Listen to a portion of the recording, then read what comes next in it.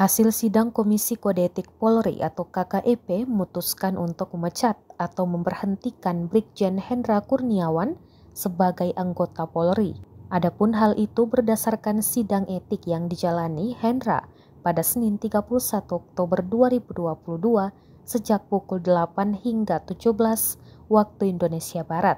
Keputusan KKEP yang bersangkutan diberhentikan dengan tidak hormat, ujar Kepala Divisi Humas Polri, Irjen Dedi Prasetyo di Mabes Polri Jakarta pada Senin 31 Oktober 2022 sore. Sidang etik terhadap Hendra digelar buntut dari pelanggaran etiknya dalam penyidikan kasus kematian Brigadir J atau Nofriansah Joshua Huta Barat.